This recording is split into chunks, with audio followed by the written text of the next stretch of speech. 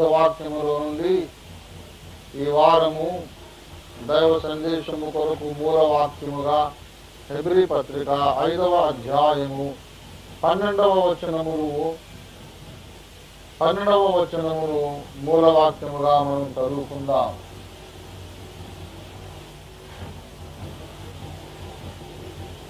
కాలమును బట్టి చూచితే మీరు బోధకులుగా ఉండవలసిన వారై ఉండగా దేవోక్తులలో మొదటి మూల పాఠములను ఒకడు మీకు మరలా బోధింపవలసి వచ్చెను. మీరు పాలు త్రాగవలసిన వారే గాని బలమైన ఆహారము తినగలవారు కారు.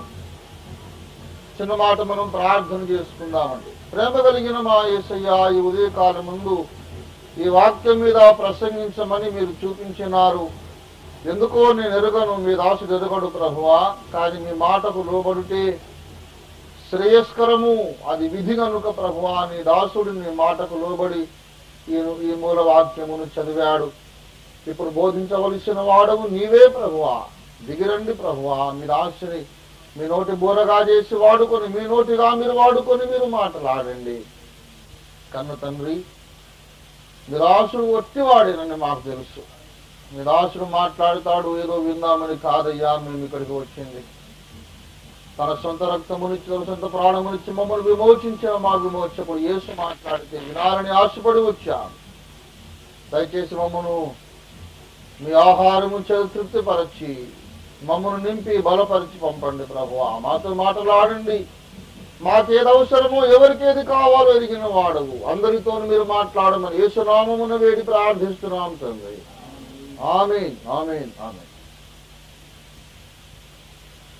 ప్రభువును ప్రియులారా, అత్యంత అవసరమైన ఒక అంశమును ఈ దినమున మీతో క్లుప్తముగా మాట్లాడాలని పరిశుద్ధాత్మ దేవుడు నాతో 100% స్పష్టంగా మాట్లాడాడు. ఈ వచనము మీద ప్రసంగించు అని దేవుడు నన్ను ఆజ్ఞాపించినందుకే ఈ మాట చదవవలసి వచ్చింది. ప్రియులారా, వ్రాయబడిన వచనమును ఒకసారి మనం చూద్దాం.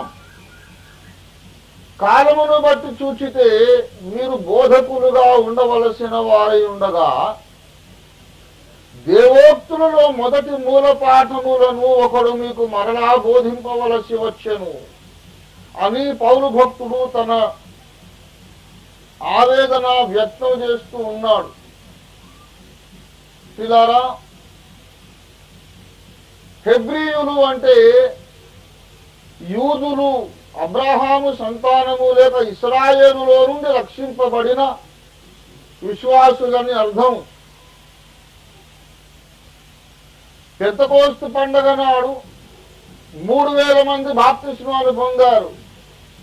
వాళ్ళందరూ ఇశ్రాయేలీయులే సుమా. ఆ తరువాత శృంగారమును దేవాలయ ద్వారము దగ్గర కుంటివాడు గంతులు వేసి నడిచినప్పుడు వేలాది మంది మార్పు చెందారు. వాళ్ళు కూడా ఇశ్రాయేలీయులే. హెబ్రీ విశ్వాసులంటే అందరికంటే సీనియర్ మోస్ట్ బిలీవర్స్ అని అర్థం. 8వ అధ్యాయం దాకా 10, 11వ అధ్యాయం దాకా అపోస్తలుల కార్యాలలో అన్యులకు సువార్త చెప్పడానికి అపోస్తలులు ఇష్టపడలేదు.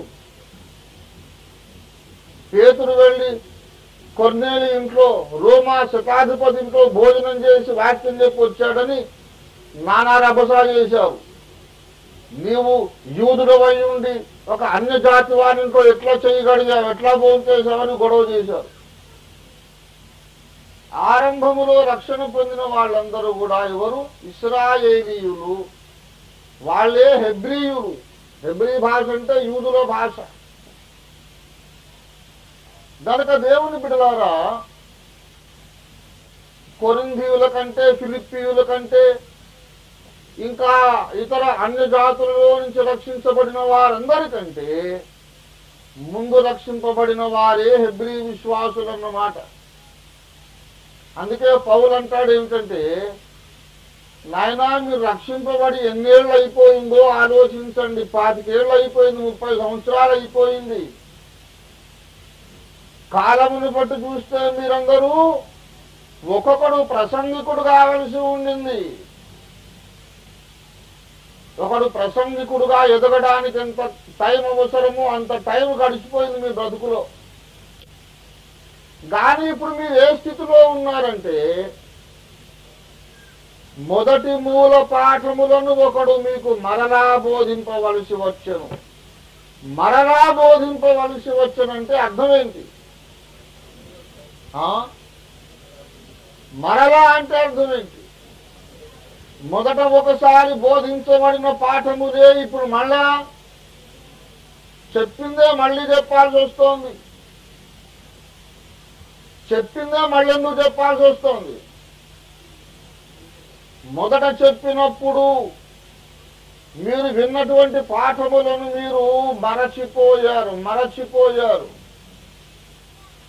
ఉపదేశములను మరచిపోవుట విశ్వాసులకు ఉన్నటువంటి సర్వసాధారణమైన జబ్బు.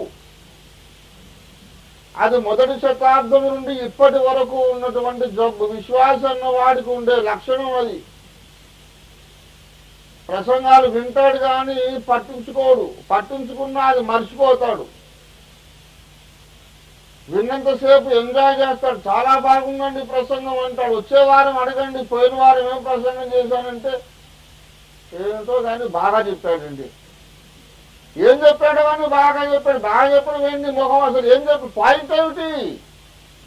నువ్వేం తీర్మానం చేసుకున్నావు?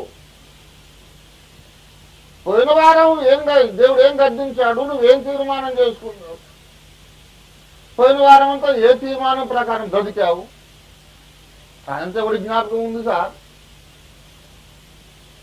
ఈ లోక వార్తలు చెప్పుకోవడంతోనే టైం అంతా గడిచిపోయింది. దేవుని వాక్యం ఎవరికి జ్ఞాపకం ఉంది? ఎవరికి గుర్తున్నది? మరచిపోవుట సర్వసాధారణమైన జబ్బు. అందుకే ప్రకటన గ్రంథము 2వ అధ్యాయం 5వ వచనం చూడండి దయచేసి. నీవు ఏ స్థితిలో నుండి పడితివో అది జ్ఞాపకము చేసుకో. ప్రకటన గ్రంథము 3వ అధ్యాయం 3వ వచనం చదువమ్మా. నీవేలాగు ఉపదేశము పొందితివో, నీవేలాగు వింటివో జ్ఞాపకము చేసుకో. జ్ఞాపకము చేసుకోమంటాడు మాటి మాటికి. కారణం ఏమిటి? నీవేలాగు వింటివో జ్ఞాపకం చేసుకో, ఎలాగు ఉపదేశం పొందుతువో జ్ఞాపకం చేసుకో. దేవుని బిడ్డలారా, జ్ఞాపకము చేసుకోమని ఎందుకు మాట్లాడుతున్నాడంటే, మరచిపోవుట విశ్వాసికున్న సహజమైన జబ్బు. నా ప్రాణమా, యెహోవా చేసిన ఉపకారముల్లో దేనిని మరువకు అని ఎందుకు అన్నాడు? మేళ్ళు మర్చిపోతాడు, ప్రసంగాలు మర్చిపోతాడు, ఏమండి దేవుని గద్దింపు మర్చిపోతాడు, దేవుని సన్నిధిలో మోకాళ్ళొంగి చేసిన కన్నీటి తీర్మానం కూడా మర్చిపోతాడు. ఫర్గెట్ఫుల్నెస్, మతి మరుపు అనేది చాలా భయంకరమైనటువంటి లక్షణం ప్రియులారా. ఆఖరికి తీర్మానాలు ప్రసంగాలే కాదు, యేసయ్యను కూడా మర్చిపోతాడు. అందుకే ప్రభు అన్నాడు, నన్ను జ్ఞాపకము చేసుకుంటకై దీనిని. ఎందుకు జ్ఞాపకం చేసుకోవాలి? మర్చిపోతున్నాం కాబట్టి. ఎంత దౌర్భాగ్యం అండి. యేసయ్య మనల్ని మర్చిపోతున్నాడా? తన గర్భమున పుట్టిన బిడ్డను స్త్రీ మరచిపోవునా? వారైన మరచుదురు గాని నేను నిన్ను మరవలేనన్నాడు. రాత్రి మగళ్ళు మన కొరకు విజ్ఞాపన చేస్తున్నాడు ఆయన. మనమేమో యేసయ్యను మర్చిపోతాం, ఆయన మాటలు మర్చిపోతాం, లేఖనాలు మర్చిపోతాం, మూల పాఠములే మర్చిపోతున్నాం. మూల పాఠాలు మర్చిపోయి ఎక్కడికి నైనా నువ్వు యాత్ర చేసేది?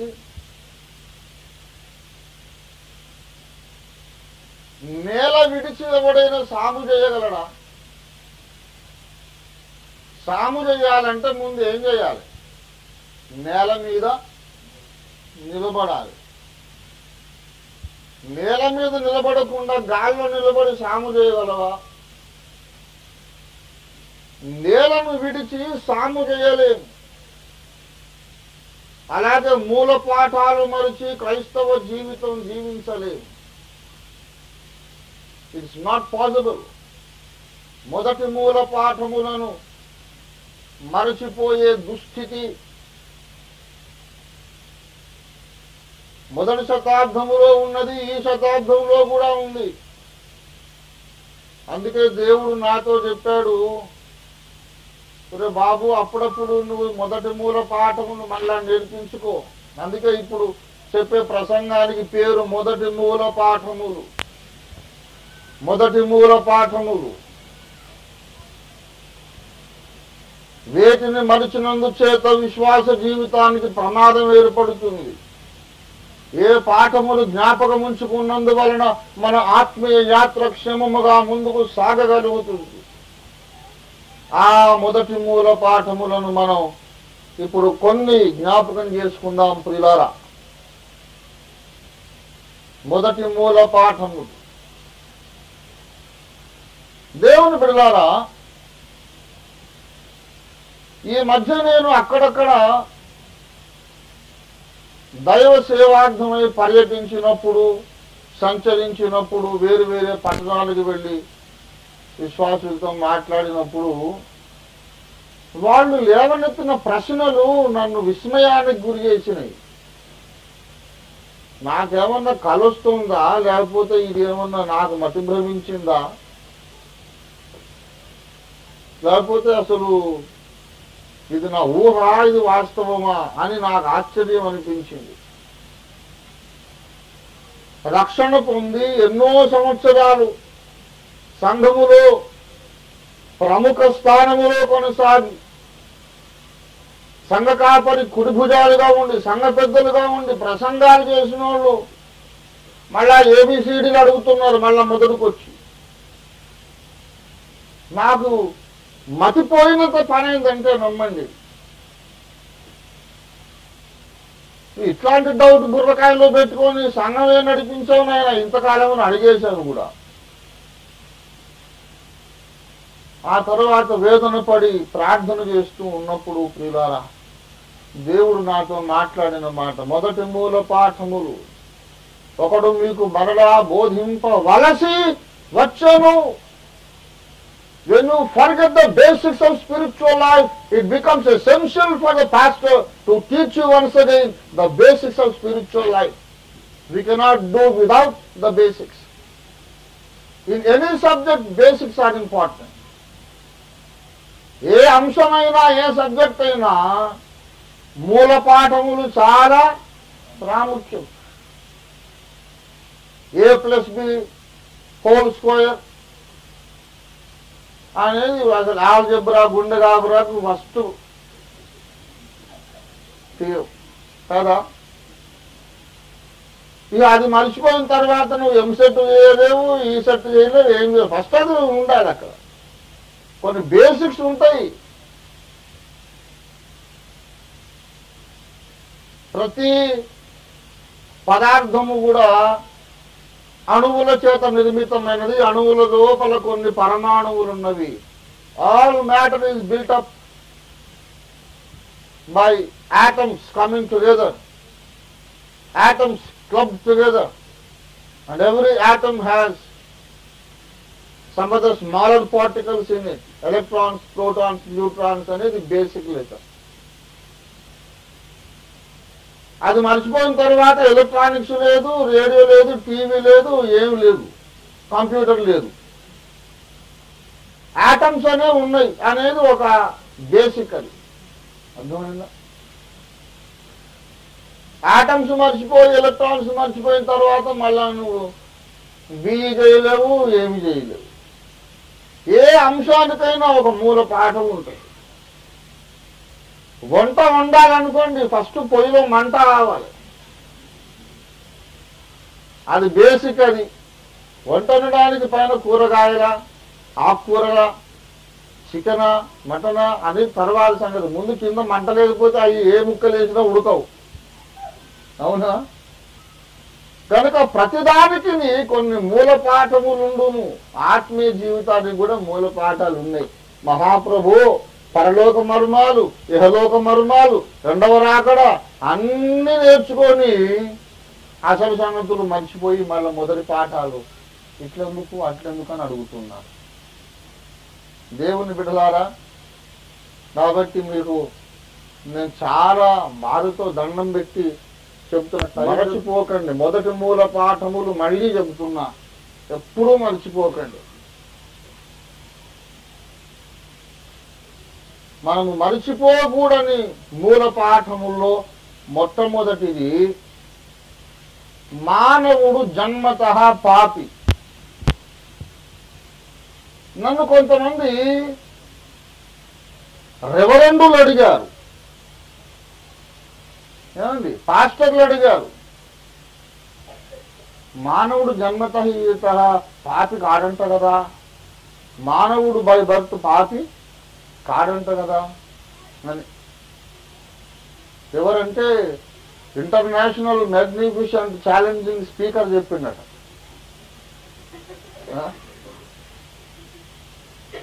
ఎక్కడ దొరుకుతారండి బాబు ఇటువంటి జనాలు?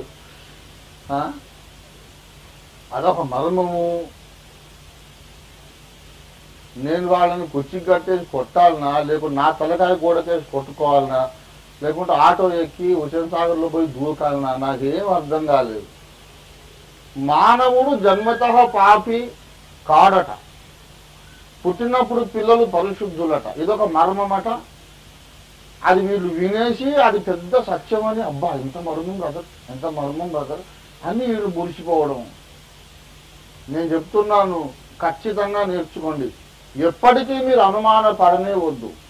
బైబిల్లోంచి నిరూపిస్తా, ఇవాళ లేఖనములో నిరూపిస్తున్న మొట్టమొదటి జన్మతః మానవుడు పాపి. బేసిక్ లెసన్ ఇది. ఎప్పుడైతే మనము పాపి అని అంటున్నామో బాగా వినండి, మనము క్రియాపాపమును గూర్చి కాదు. పాపము రెండు విధములు. మనము క్రియాపాపమును గూర్చి మాట్లాడడం లేదు, స్వభావ పాపమును గూర్చి మాట్లాడుతున్నాం. పాపం ఎన్ని విధములు? రెండు విధములు. ఒకటేమో క్రియాపాపము, రెండవది స్వభావ పాపం. ఇప్పుడు హత్య, వ్యభిచారము, జారత్వము, దొంగతనము, అబద్ధము ఇవన్నీ ఏంటివి? క్రియాపాపము లేక పాప క్రియలు అని చెప్పుకోవచ్చు. కానీ క్రియాపాపం అందరికీ ఉన్నా లేకపోయినా స్వభావ పాపము ఉన్నది. ఆ స్వభావ పాపం ఎక్కడుందంటే అవయవములలో ఉన్నది. రోమాపత్రిక 7వ అధ్యాయం చకచక చూడండి, నేను తొందరగా ముగించేస్తా. రోమా 7వ అధ్యాయము 23వ వచనం చూడండి. వేరొక నియమము నా అవయవములలో ఉన్నట్లు నాకు కనబడుచున్నది, ఆ ధర్మశాస్త్రముతో పోరాడుచు నా అవయవములలో ఉన్న ఆ పాప నియమమునకు నన్ను చెరబట్టి లోబరుచుకొనుచున్నది. ఏ నియమమున్నది? పాప నియమమున్నది. పాప నియమము ఎక్కడ ఉన్నది? అవయవములలో. ఎక్కడ? అవయవములలో ఏమున్నది? పాప నియమము ఉన్నది అవయవములలో. ఏ భేదము లేదు, అందరూ పాపులే అని చెప్పినప్పుడు అర్థం ఏంటంటే అందరి అవయవములలోనూ పాప నియమం ఉన్నదని చెప్తున్నాం. అందరు పాపులు అంటే నేనే పాపం చేసిన సార్, ఎవరిని కొట్టలేదు. ఓసారి చేవెళ్ళలో బాప్తిసం వేయడానికి పోతే ఒక ఊరామె పాపం అమాయకురాలు బాప్తిసం పొందడానికి బావిలో దిగింది నాతో పాటు. కష్టపడి దిగాలి ఆ బావి. కష్టపడి దిగిన తర్వాత నువ్వు జన్మము చేత కర్మము చేత పాపినని ఒప్పుకొనుచున్నావా అంటే నేనే పాపం చేసిన సారు, ఓ కోడిపెట్ట కూడా దొంగతనం చేయలే అంటే. ఇప్పుడు బాగుంచామని పైకి ఎక్కిరాదు, ముంచరాదు. అమ్మా నువ్వు బాప్తిస్మం కొరకు రెడీగా లేవు, నువ్వు వెళ్ళిపో, అసలు నేను ఎవరమ్మా ఇక్కడ దాకా తెచ్చింది అంటే ఎందుకు లేవు, నేను ఏ స్వామి నమ్మినా నాకు ఇవ్వాలి, ఇవ్వకపోతే నాకైనా ఇచ్చినట్టు ఉన్నాను కానీ వెనకెళ్ళిపోయేటట్టు లేదు.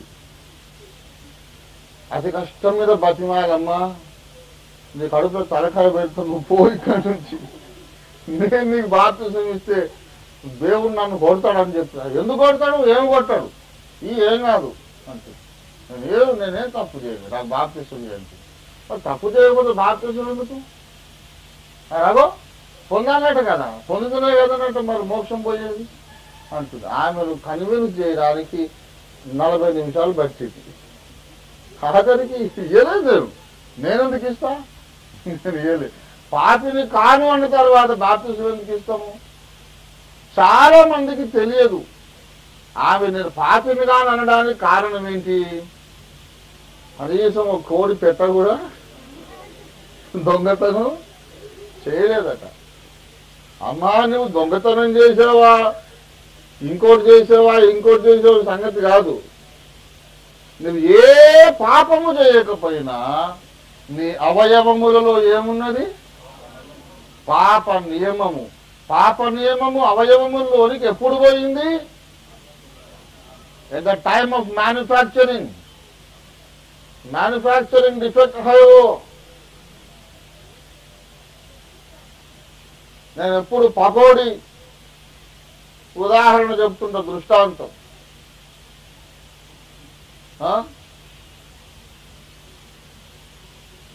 ఇప్పుడు కిస్మిస్ పండుగ వచ్చింది అనుకో, అప్పుడు బుస్కోట్లు చేస్తారు. ఏం చేస్తారు? కిస్మిస్ పండుగ బుస్కోట్లు చేసినప్పుడు ఎట్లా చేస్తారు? దాంట్లో కొంచెం మైదా పిండి, అందులో ఎప్పుడు పకోడేనా సార్, ఎప్పుడన్నా మాకు ఇంకేం నేర్పవచ్చు అని మీరు అంటారని ఇప్పుడు బుస్కోట్లు నేర్పిస్తున్నాను. మైదా పిండి, దాంట్లో కొంచెము చక్కెర, తర్వాత పాలు, తర్వాత కోడిగుడ్డు, చాలు పెట్టుకొని అరటిపండు కూడా వేస్తే ఇంకా బాగుంటుంది. అరటిపండు వేయకుండా కూడా పర్వాలేదు. ఇవన్నీ వేసినా కూడా కొంచెం సోడా ఉప్పు వేయాలి. అది మర్చిపోయినాం అనుకో రాయి లాగవుతుంది. దావీదు మనుషులను పెట్టినట్టు గొలియాతు కూడా అవుట్ అవుతాడు అంతే దాన్ని పెట్టి.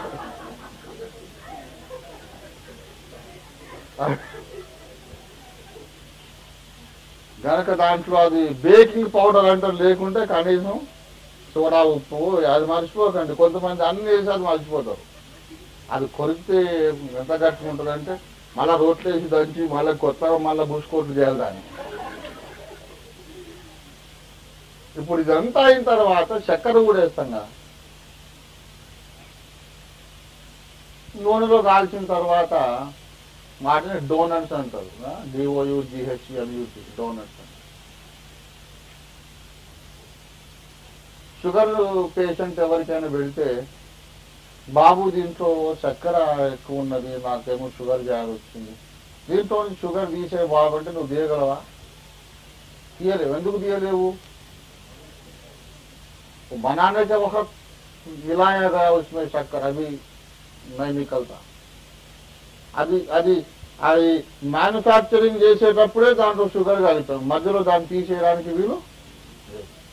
అలాగే అమ్మ కడుపులో మనం తిన్నముగా తయారవుతున్నప్పుడు మేనమామది నడ్డు సట్టి ముక్కు, ఇటు తాతయ్యదేమో హైటు, ఇటు తాతయ్యదేమో వెయిటు, ఆయనదేమో కలరు, ఇంకొకరిదేమో కళ్ళు, ఇట్లా ఆ ఖాందాన్ మొత్తం ఒకరికొకరు సరిగా, ఒకరిదేమో కర్లీ హెయిర్.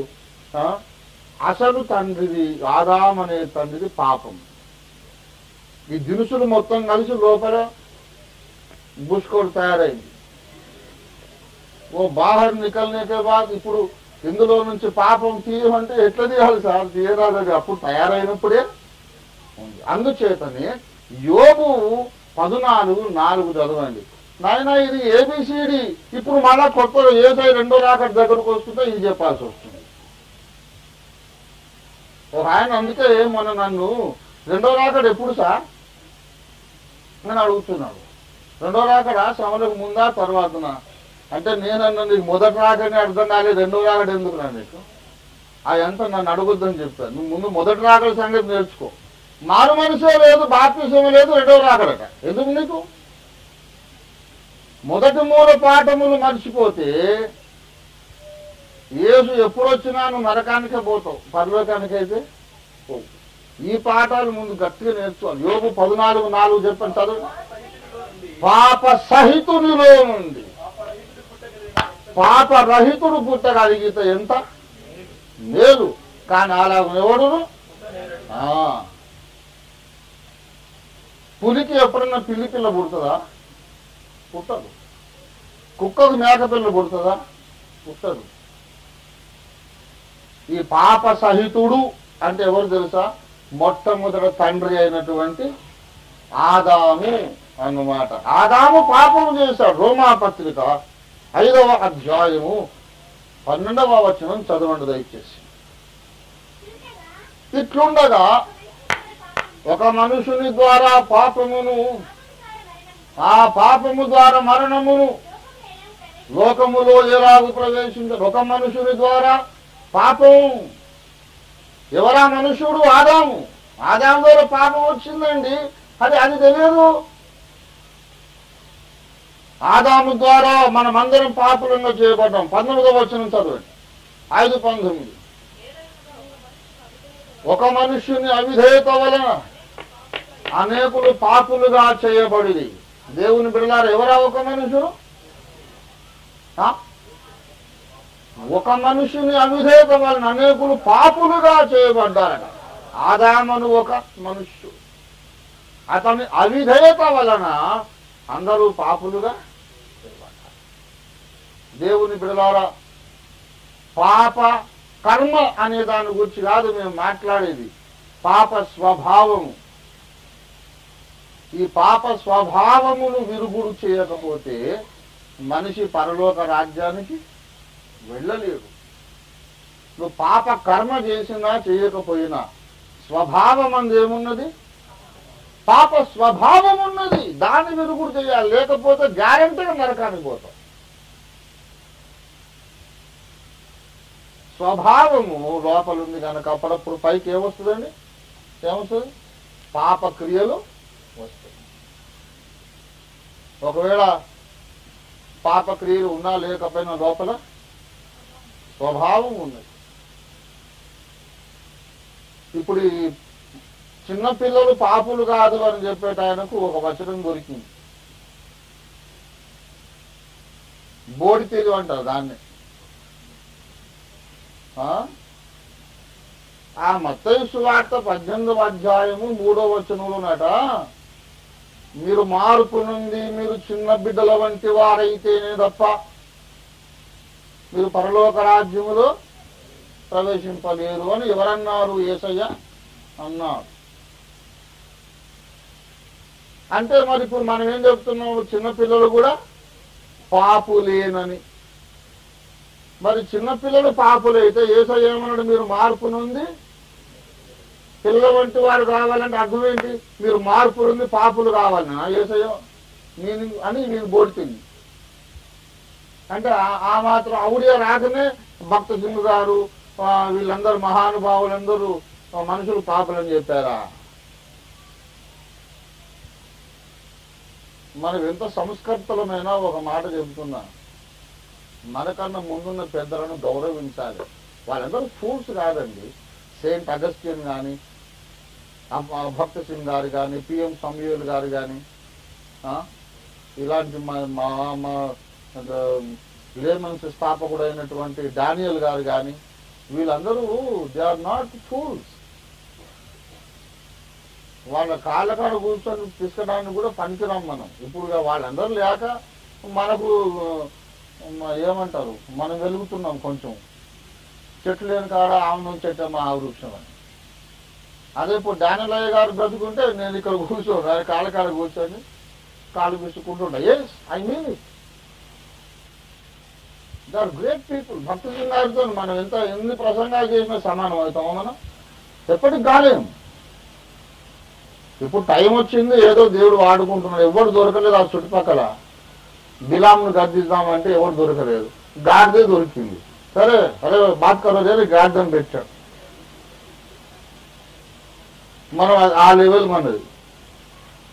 అంతేగాని మనం ఏదో గ్రేట్ పరిశుద్ధులను మనం భక్తులను అనుకున్నామంటే మనం దుష్మని జారుతాం. ఏదో ఇప్పుడు 4 ప్రసంగాలు చేతనేది అని వెనుకటోళ్ళందరూ ఫూల్సా?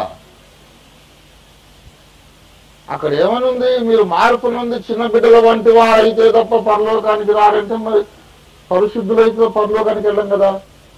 చిన్నపిల్లలకు కావాలంటే పరిశుద్ధంగా కావాలని ఆ ఈక్వేషన్ రాసుకున్నాడు. నేను చెప్తున్నాను, ఓరి పరమశుంఠ, చిన్నపిల్లల వంటి వారు కావాలంటే అర్థం ఏంటిదంటే, చిన్న పిల్లలలో ఒక బలహీనత ఉంటుంది. Please listen to me carefully and learn very clearly. చిన్న పిల్లలలో పాప నియమం ఉన్నది, కానీ అది క్రియగా మార్పు చెందడానికి, క్రియగా ట్రాన్స్లేట్ చేయబడడానికి ఈ శరీర అవయవాలు ఇంకా అప్పటికి పరిపక్వము కాలేదు. ఇప్పుడు మాటలే రాదా, మమ్మీ డాడీ అనేదే రాదు, అబద్ధం ఎట్లా చెప్తాడు వాడు? నాలుక ఉన్నది కానీ అబద్ధమాడుటకు తగినంతగా అది పరిపక్వం కాలేదు. అలాగే లైంగిక అవయవాలు ఉన్నవి కానీ జాగ్రత్తము చేయుటకు తగినంతగా అవి ఇంకా పరిపక్వం కాలేదు. చిన్నప్పటి నుంచే లోపల విషం ఉంది, మాటలే రావు కాబట్టి అప్పుడు అబద్ధం ఆడడు. మాటలు నేర్చుకున్న తర్వాత అబద్ధాలు మొదలు పెడతాడు. చిన్నప్పటి నుంచే వీడు పాప ఇది బాబు అని అంటున్నాం, కానీ పరిపక్వం కాలేదు కనుక తప్పులు వ్యభిచారం చేయరు. తగినంతగా శరీరం పరిపక్వమైనాక జాగ్రత్తలు స్టార్ట్ చేస్తారు. జాగ్రత్తం స్టార్ట్ చేయకపోయినా కనీసము మనస్సులోనన్న జాగ్రత్తం చేయడం మొదలు పెడతారు. When the body is ripe enough and mature enough. చిన్నపిల్లలలో అవయవములలో పాప నియమం ఉంది కానీ అది క్రియగా మారడానికి అవకాశం లేదు. విశ్వాసులైన మీరు కూడా ఆ స్థితికి మళ్ళా రండి అంటాడన్నమాట. అది యేసయ్య చెప్తున్నమాట. మీలో పాప నియమం ఉన్నది, ఉండవచ్చున్నది, ఉంటుంది. ఎప్పటి వరకు ఉంటుంది పాప నియమం? యేసు మరలా వచ్చి 2వ రాకడలో మనకు మహిమ శరీరం ఇచ్చేదాకా పాప నియమం ఉంటుంది. కానీ ఆ పాప నియమం ఉన్నను వాటిని క్రియగా మార్చడానికి మీరు ఒప్పుకోవద్దు. మీ అవయవములను దేవునికి అప్పగించండి. రోమా పత్రిక 6వ అధ్యాయము 13వ వచనం. మరియు మీ అవయవములను దుర్నీతి సాధనములుగా పాపమునకు అప్పగింపకూడి, అయితే మృతులలో నుండి సజీవులం అనుకొని మిమ్మును మీరే దేవునికి అప్పగించుకోనండి. మీ అవయవములను నీతి సాధనములుగా దేవునికి అప్పగించుడి. దేవుని బిడ్డలారా గమనించాలి. 16వ వచనం. లోబడుటకు దేనికి మిమ్మల్ని మీరు అప్పగించుకొందురో అది చావు నిమిత్తము పాపమునికే గాని నీతి నిమిత్తముగా విధేయతకే గాని దేనికి మీరు లోబడుదురో దానికే దాసులగుదురని మీరు ఎరుగరా? ఇప్పుడు మీకు ఒక చాయిస్ ఉంది. ఈ అవయవములను నేను పాపమునకు అప్పగించుకుంటే పాపానికి దాసుని అయిపోతా, రిఫ్యూజ్ చేస్తాను అనుకో. No, I will not commit my organs of my body for sin. దీన్ని నీతికి అప్పగించుకుంటా, దేవునికి అప్పగించుకుంటాను. బలమైన తీర్మానం చేస్తే నేను దేవునికి దాసుని అవుతాను, నీతికి దాసుని అవుతాను. చిన్న పిల్లలలో కూడా పాప నియమం ఉన్నది. సంపూర్ణ సిద్ధి పొందిన భక్తులలో కూడా పాప నియమం ఉంది. చిన్నపిల్లవాడేమో అవయవాలు ఇంకా పరిపక్వం కాలేదు కనుక పాప కర్మ చెయ్యడు. సంపూర్ణ సిద్ధి పొందిన భక్తుడేమో తన బలమైన తీర్మానమును బట్టి పాప కర్మ చెయ్యడు. కానీ ఇద్దరిలోనూ పాప నియమం ఉన్నది కానీ అది క్రియగా అనువదింపబడడం లేదు. అది బేసిక్ లెసన్. అది అర్థం కానోడు కూడా ప్రసంగికుడు, ఇంటర్నేషనల్ ఛాలెంజింగ్, ఇంకేంది. I don't know why people follow such preachers. అలాగాను ఎంఏ లెక్చరర్ పెడతాడండి, వాడు ఎంఏడి లెక్చరర్ అవుతాడు.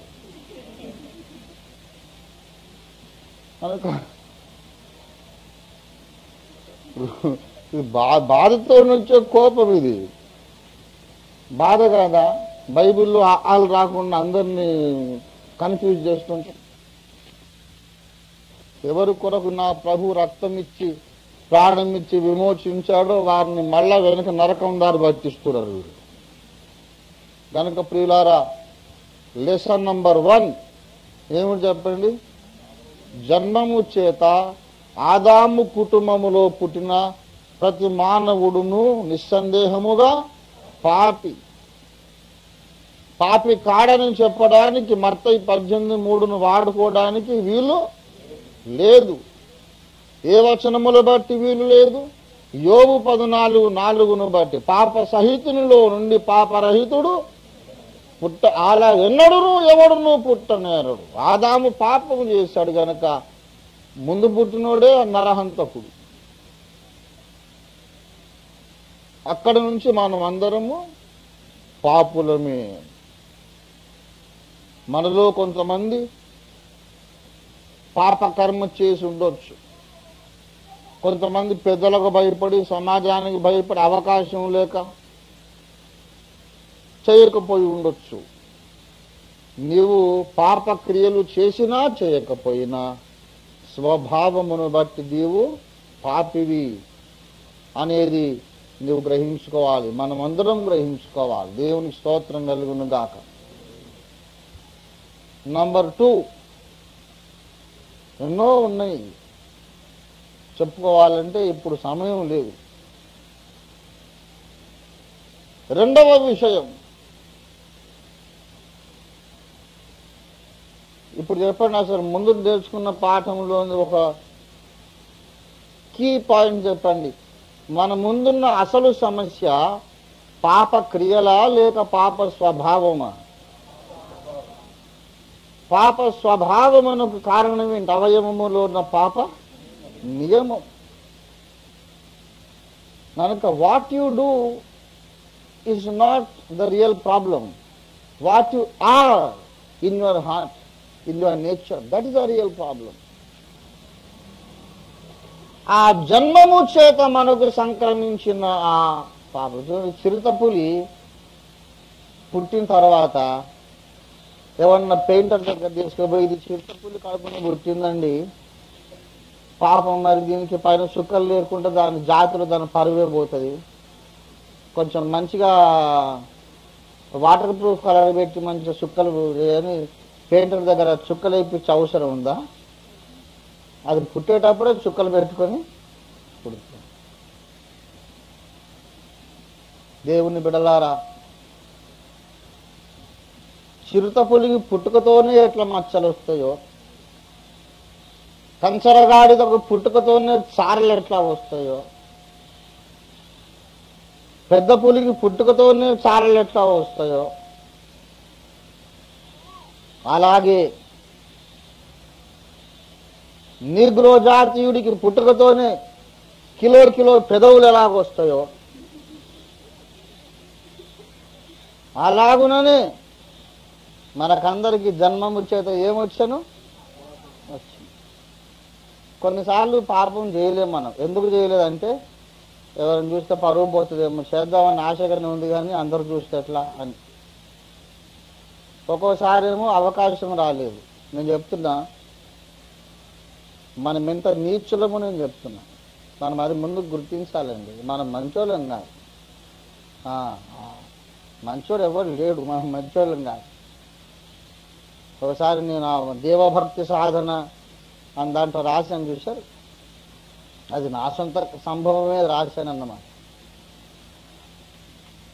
ఒకసారి ఒక ఇంటికి దర్శించాలంటే ఎప్పుడు ఇద్దరిద్దరం కలిసిపోయారు. అప్పట్లో నేను సేవలో వచ్చిన కొత్తలో ఇద్దరిద్దరం కలిసిపోయి ఒకరిని వెళ్ళకపోయేవాడిని. ఎందుకు వచ్చిన గొడవ లేనిపోయి అంటుకుంటే. ఒక సిస్టర్ గారు దర్శించమని పిలిస్తే నేను ఇంకో బ్రదర్ని తీసుకొని వస్తానమ్మా, ఒక్కడిని రాను అని చెప్పా. అప్పుడు ఆమె చాలా మెచ్చుకుంది. బ్రదర్ మీరు చాలా జ్ఞానవంతులండి, ఎంత జ్ఞానం అండి, నిజంగా ఐ అప్రిషియేట్ యూ బ్రదర్. మీరు ఒక్కరే వచ్చి దర్శించిపోతే మనం మంచోళ్ళమైనా లోకము అపార్థం చేసుకుంటుంది. మనం మంచోళ్ళమని మనకు తెలుసు, లోకానికి ఏం తెలుసు. కనుక మనం కేర్ఫుల్గా ఉండాలి, మీరు ఇద్దరు రావడం మంచిదే బ్రదర్ అనండి. నేను చెప్పిన ఇచ్చిదాన్న అది కాదు అసలు కేసు.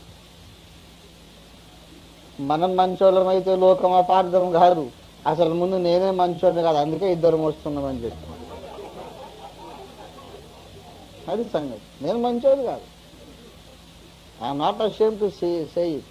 ఎందుకంటే అది ఫ్యాక్ట్. అది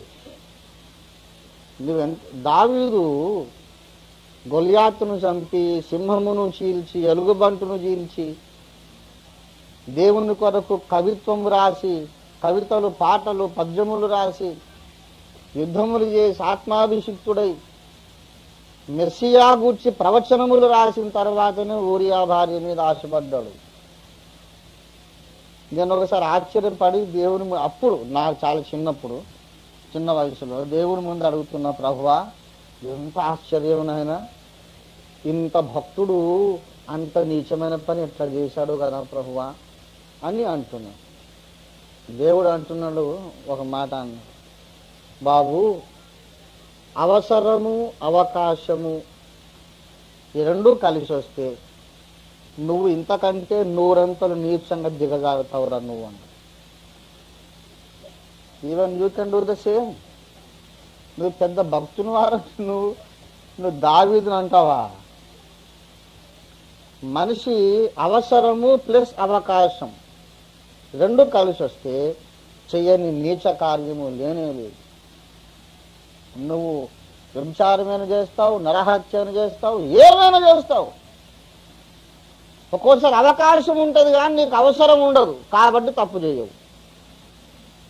అవసరం ఉంటుంది కానీ ఒక్కోసారి అవకాశం ఉండదు కాబట్టి తప్పు చేయవు. ఈ రెండు కలిసి వస్తే there is nothing you cannot do. ఎంత నీచమైన పనినే మనం చేస్తాం, ప్రసంగాలు అదిరిపోతాయి. మళ్ళీ ఆ టైం వచ్చినప్పుడు మాత్రం మనము చేయలేని నీచ కార్యం లేదు. అందుకే ఎవరో అనుకుంటారు మనం మంచోళ్ళమే కానీ లోకం మంచిది కాదు. లోకం కరెక్ట్గా మనల్ని అర్థం చేసుకుంది. మనల్ని వాళ్ళు ఏం అపార్థము చేసుకోండి, మనల్ని మనమే అపార్థం చేసుకున్నాం. మనం మంచోళ్ళం కాదు. మన మంచోళ్ళమా కాదు. యేసు ప్రభు దగ్గరికి వచ్చి ఒకడు సద్బోధకుడా అని ఆయన ఏదో పొగడతా, యేసయ్య అన్నాడు, సత్పురుషుడని నన్ను నేల పిలుచుతున్నావు. దేవుడు ఒక్కడే కాదు, ఎవడు సత్పురుషుడు. కొంతమందికి ఇంకా స్వనీతి ఉంటుంది. నేను ఎంత మంచిదా అని తెలుసా, నాది ప్రాక్టికల్ లైఫ్. నేను ప్రసంగాలు చేయను కానీ ప్రాక్టికల్ లైఫ్, మొహం ప్రాక్టికల్ లైఫ్. నువ్వు ఏం ప్రాక్టికల్ లైఫ్ ఉన్నా అందరి మీద జహర్ హై, హృదయములోని అవయవాల్లో విషం, అది గ్రహించాలి. నీకు ఎందుకు ప్రాక్టికల్ లైఫ్ వచ్చిందంటే ఛాన్స్ రాక.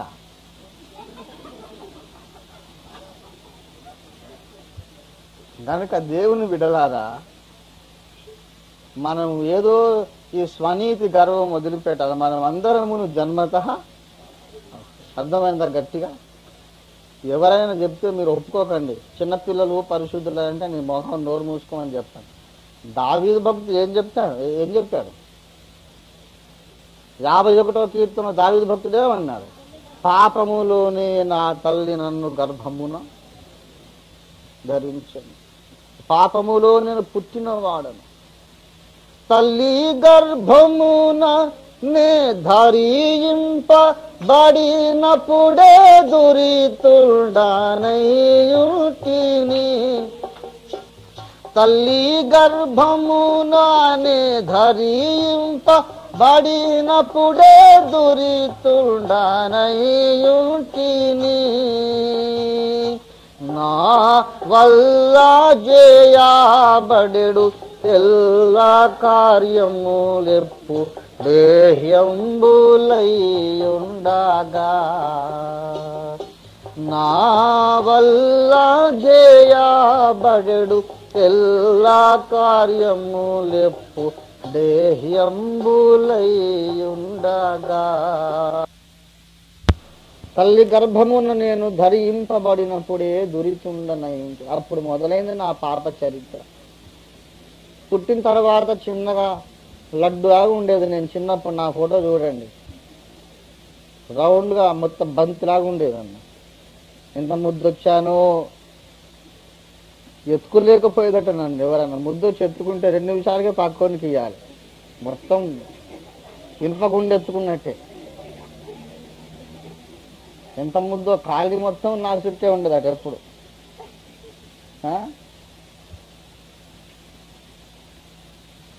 అంత ముద్దులు మూట కట్టే మంచి లడ్డులాంటి చిన్న పిల్లవాణిలో అసహ్యమైన భయంకరమైన పాప స్వభావము. ఎస్,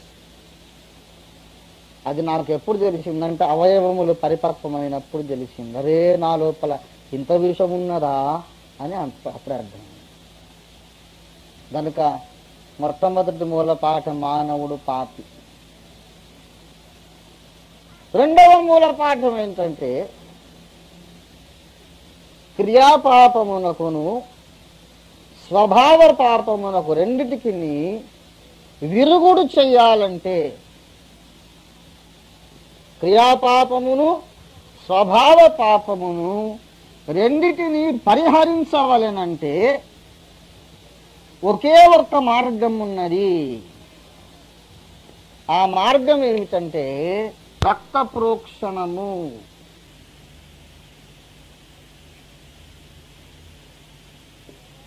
ఆ రక్తమునకు ఉండవలసిన లక్షణములు. రక్త ప్రోక్షణము లేకుండా పాప క్షమాపణ కలుగుట అసాధ్యమన్నాడు. ఎక్కడన్నాడు మీకు తెలుసు కానీ సందర్భాన్ని బట్టి చెబుతున్నా. హెబ్రీ పత్రిక 9:22 రాసుకోండి కావలసిన వారు. హెబ్రీ పత్రిక 9:22. రక్తము చిందింపకుండా పాప క్షమాపణ కలుగదు. అయితే ఆ రక్తము మామూలు రక్తం కాదండోయ్. 10వ అధ్యాయము హెబ్రీ పత్రిక 10వ అధ్యాయము 4లో చెప్పాడు. ఎడ్ల యొక్కయు మేకల యొక్కయు రక్తము పాపములను తీసివేయుట అసాధ్యం. రక్తం అనగానే మామూలు రక్తం కాదు. ఆ రక్తమునకు కొన్ని లక్షణములు ఉండవాలి.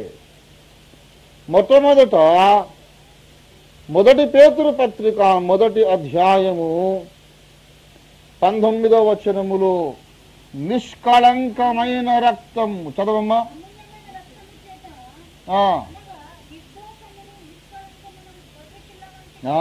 నిర్దోషమును నిష్కళంకమునైన గొర్రెపిల్ల వంటి క్రీస్తు రక్తము చేత.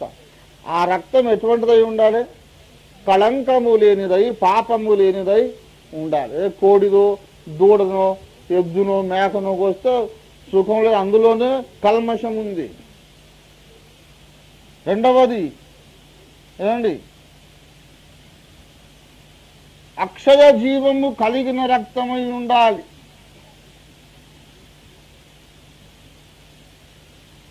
These are basics of spiritual life and Christian life. all ये भूल गए तो और कुछ किसी को कोई फायदा नहीं है. అక్షయ జీవము కలిగిన రక్తం కావాలి. ఎక్కడున్నమాట? హెబ్రీ పత్రిక 7వ అధ్యాయము 16వ వచనం చదవండి. 15, 16 కలిసి ఉన్న భాగం చదవండి.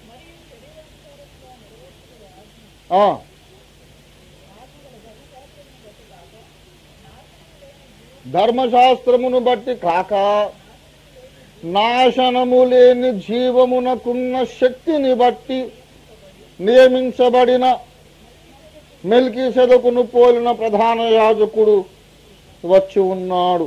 నాశనము లేని జీవము. ఏం జీవం అది? నాశనము లేని జీవం. చెప్పండి, ప్రాణం అనేది ఎక్కడుంటుందండి? ప్రాణం అనేది ఎక్కడుంది? రక్తములో ప్రాణం ఉన్నది కదా. రక్తములో ప్రాణం ఉన్నది. ఆదికాండము 9వ అధ్యాయము 4వ వచనం చదవండి దయచేసి. 9:4. ఆయనను మాంసమును దాని రక్తముతో త్రాగకూడదు, తినకూడదు. మాంసమును దాని రక్తముతో తినకూడదు, రక్తమే దాని ప్రాణము. లేవియాకాండం పాత నిబంధనలో 96వ పేజీ. లేవియాకాండము 17వ అధ్యాయము 11వ వచనం. రక్తము దేహమునకు ప్రాణము, మీ నిమిత్తం ప్రాయశ్చిత్తం చేయునట్లు బలిపీఠం మీద పోయడానికి. దేవునికి స్తోత్రం. గమనించాలి, రక్తము దేహమునకు ప్రాణం.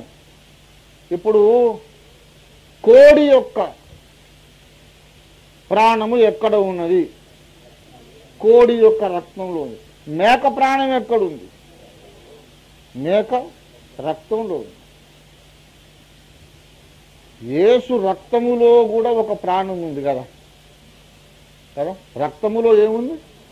ప్రాణం ఉంది.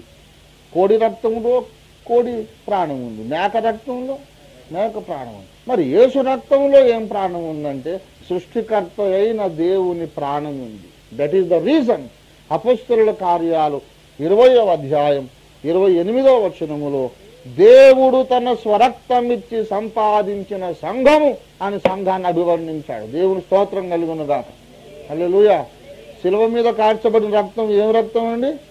అది దేవుని రక్తం. అపొస్తలుల కార్యాలు చదవాలందరూ 20వ అధ్యాయం 28వ వచనం. అపొస్తలుల కార్యములు 20:28. దేవుడు తన స్వరక్తమిచ్చి సంపాదించిన సంఘం. దయచేసి గమనించాలి, శిలువ మీద యేసు మేకులతో కొట్టబడి వేలాడుచుండగా కారిన రక్తం ఎవరి రక్తం అండి? అది దేవుని రక్తం. That's the blood of God. ఎందుకంటే దేవుడు తన జీవమును ఆ రక్తంలో పెట్టి మరియ గర్భంలో పెట్టాడు. దేవుని జీవం ఎటువంటిది? అది నాశనము లేని జీవం. అటువంటి రక్తం ఒకటి ఎండిరా, నేను మీ జన్మకర్మ పాపాలు కడుగుతానన్నాడు దేవుడు. మనకు చేతనవునా? పరిశుద్ధ రక్తం ఉందండి, నాశనము లేని జీవము గల రక్తం అంటే మన దగ్గర ఎక్కడ ఉండేది? వీళ్ళందరూ కోళ్ళు కోసి, పావురాలు కోసి, మేకలు కోసి, కోడెదూడలు కోసి కోసి కోసి కోసి అలసిపోయారు. ఎడ్ల యొక్కయు మేకల యొక్కయు రక్తము పాపములు తీసివేయుట అసాధ్యం. గనుక ఆయన ఈ లోకమందు ప్రవేశించున్నప్పుడు 5లో చదువు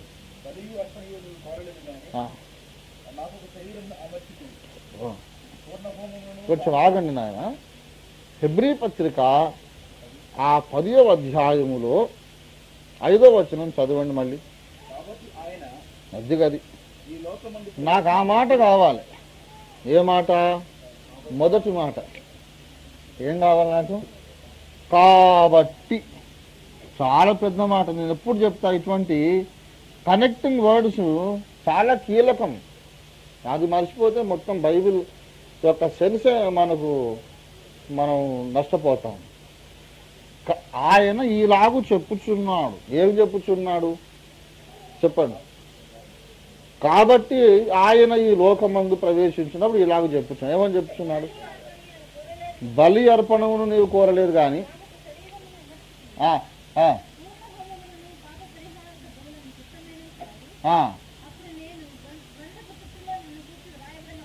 నన్ను గూర్చి వ్రాయబడిన ప్రకారము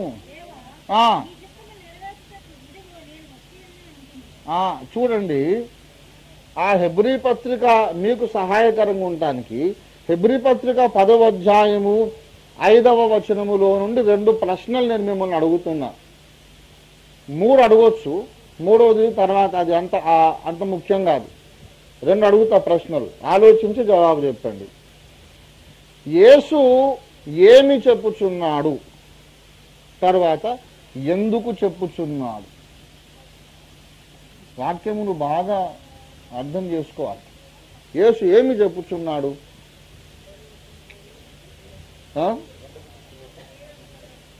బలియు అర్పణమును నీవు కోరలేదు గాని కన్య మరియ గర్భములో నాకొక శరీరం అమర్చితివి కనుక అందులోకి వెళ్ళుచున్నాను. వెళ్ళి ఏం చేస్తా?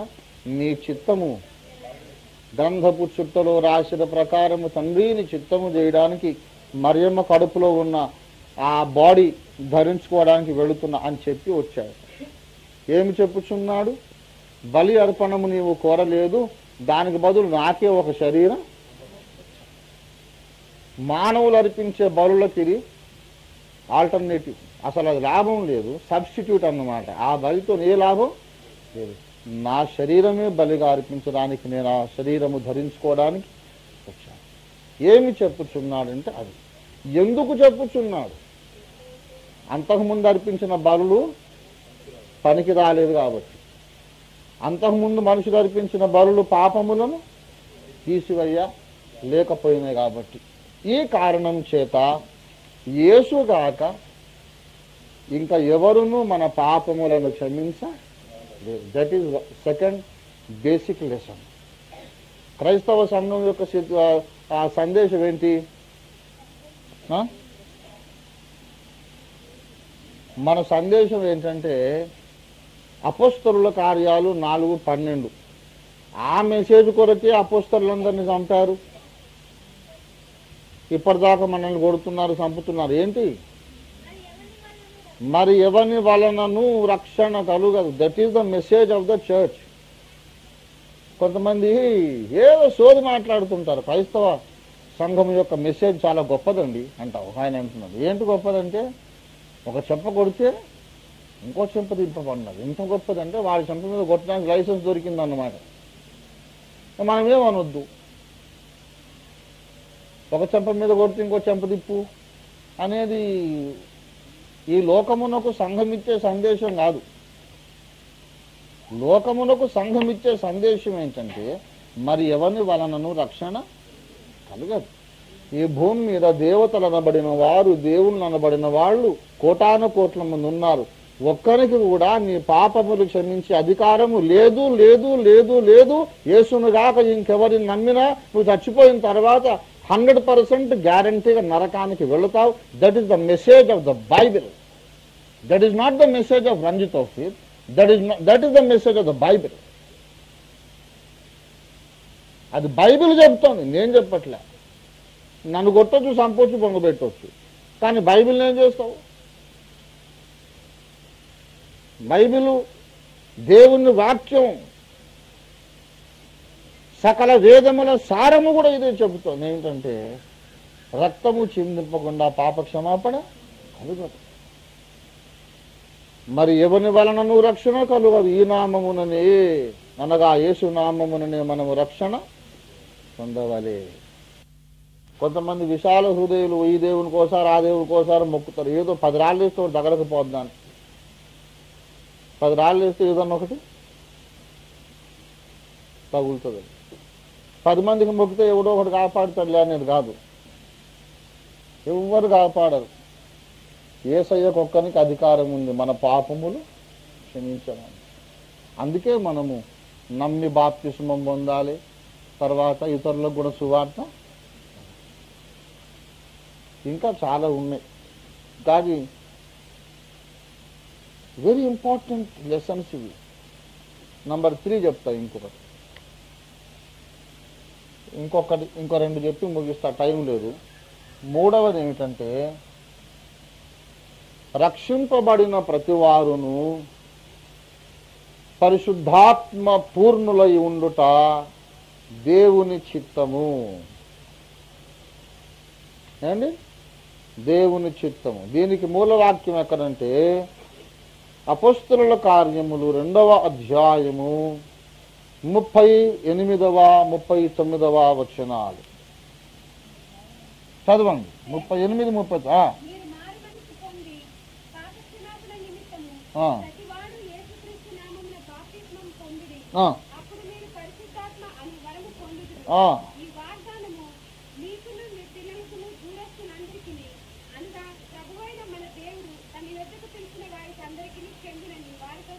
ఈ వాగ్దానమును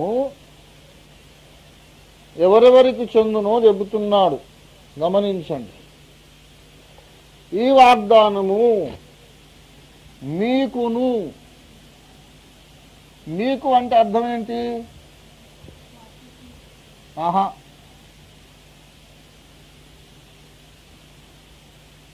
అంటే తన ముందున్నటువంటి తరమునకు, అప్పుడున్న ప్రస్తుత అంటే అప్పటి తరమునకు, మీకునంటే అప్పటి తరమునకు,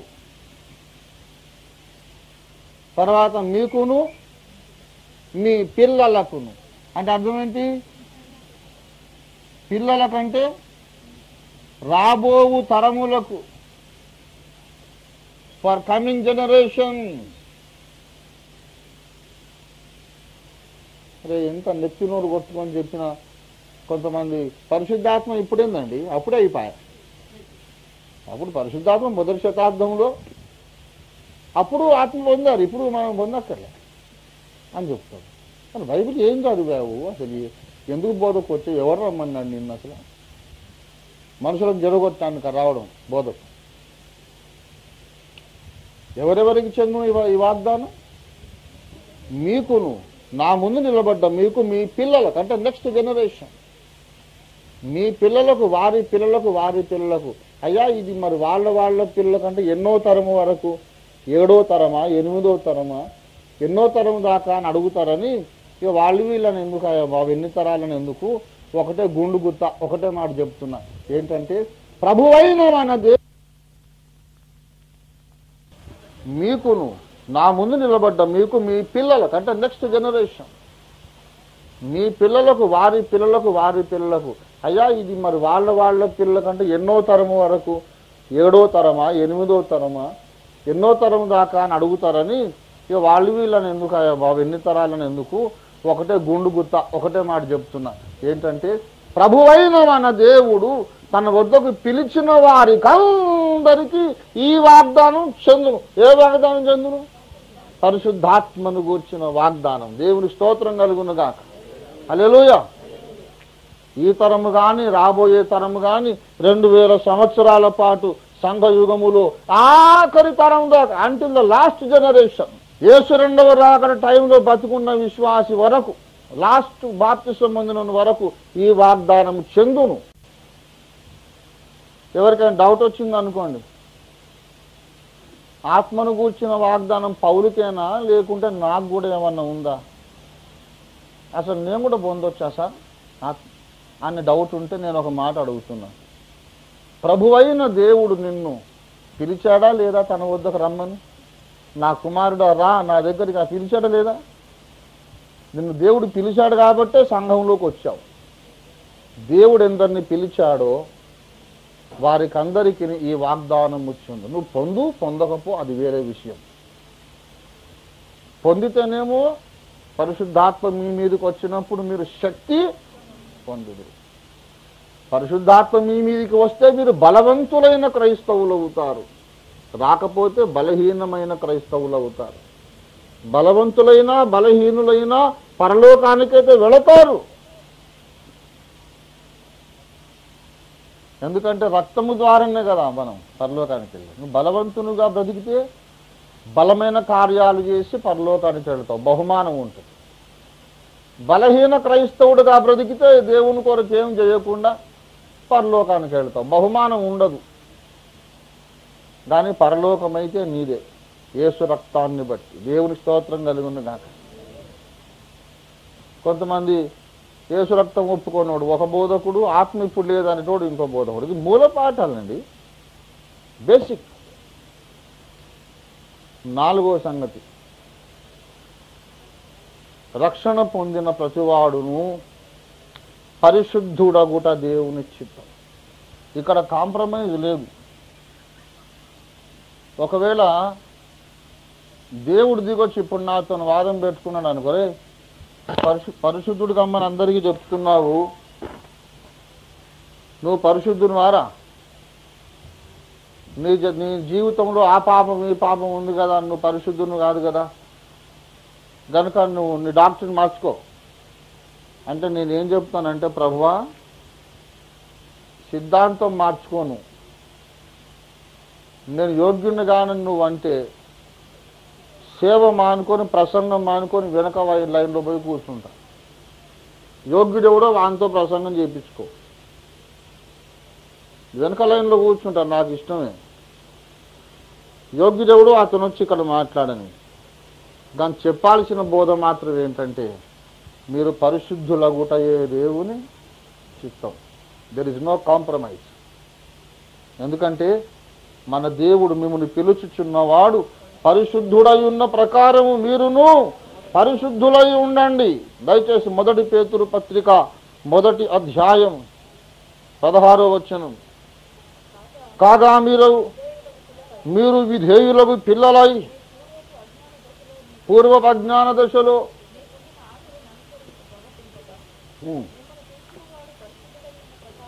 మిమ్మల్ని పిలిచినవాడు పరిశుద్ధుడై ఉన్న ప్రకారము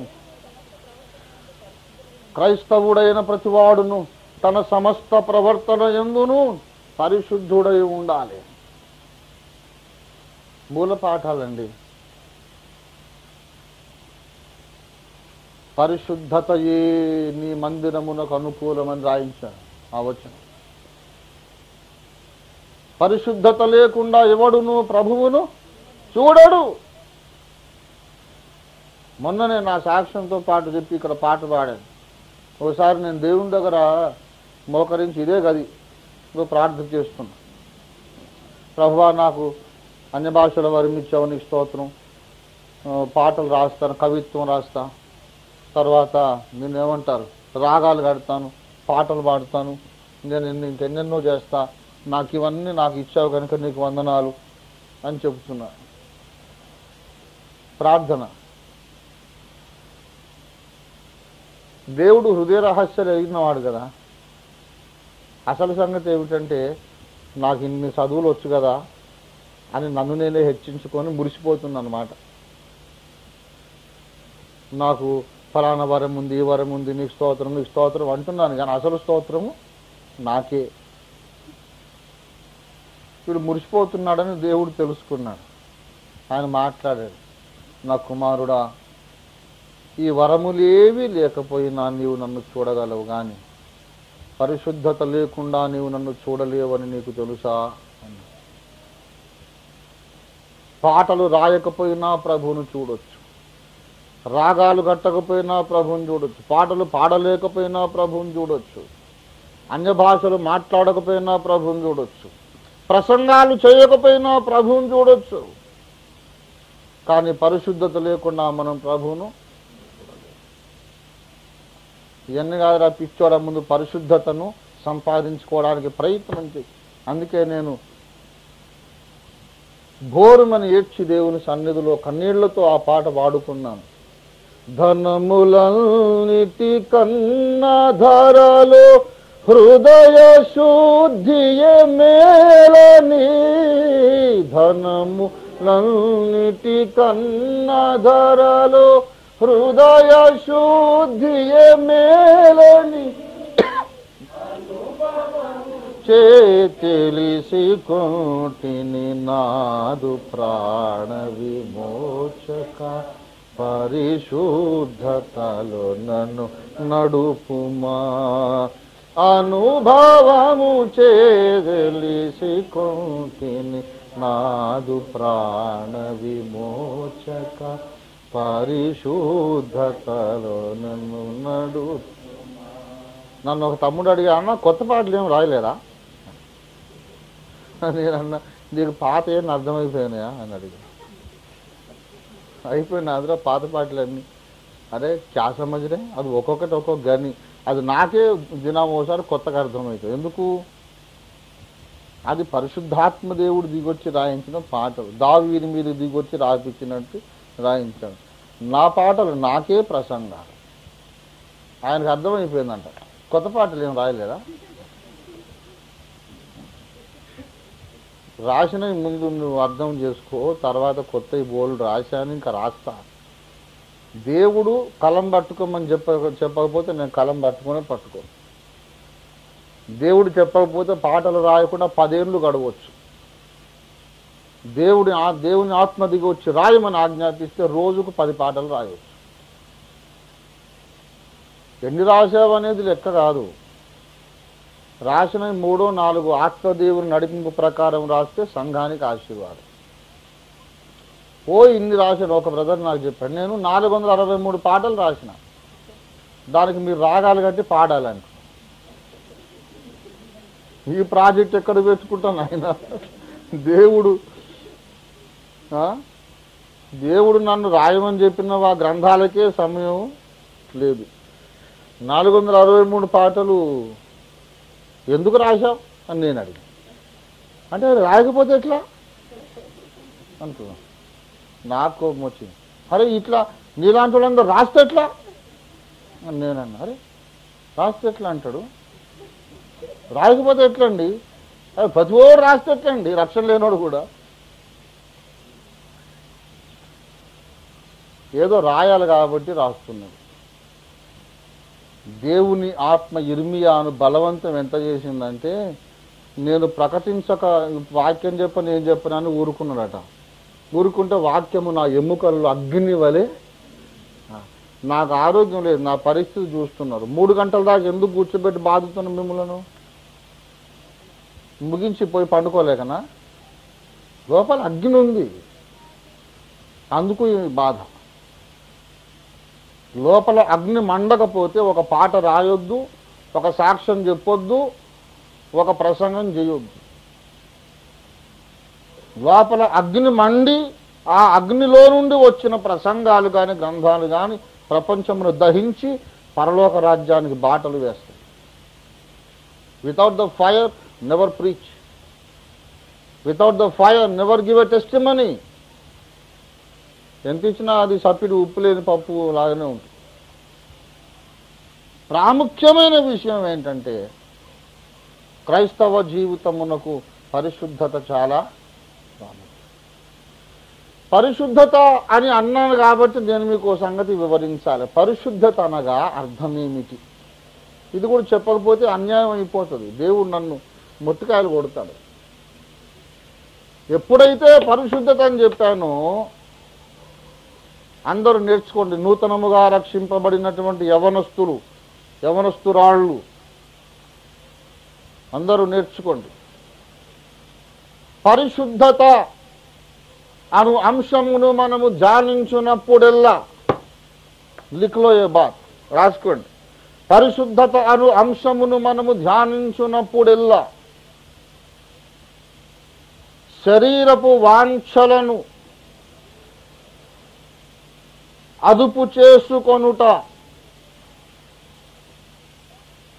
పరిశుద్ధతలో తప్పనిసరి భాగమని జ్ఞాపకముంచుకొనవలెను. మళ్ళీ చెప్తా.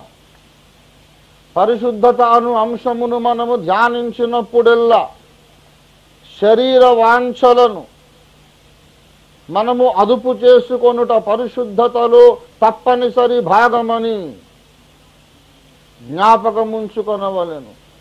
You cannot talk of holiness when you cannot control your physical desires. Let me be very open and frank about it as the mouthpiece of the Holy Spirit. పరిశుద్ధత అంటే ఈ రోజులలో లైట్గా తీసుకుంటున్నారు దాన్ని. శరీరము కేవలము నిష్ప్రయోజనము. దేవుడు హృదయము లక్ష్య పెట్టువాడు కనుక శరీరంతో ఏమన్నా చేయవచ్చు అనే పనికిమాలిన టీచింగ్ ఒకటి అఫీషియల్గానే సంఘంలోకి వస్తుంది గ్రంథ రూపంలో. అందుకే చెబుతున్నాను, శరీర వాంఛలను అదుపు చేసుకోకుండా పరిశుద్ధంగా జీవిస్తున్నాను అనేది ఒకటి నాన్ సెన్స్. అది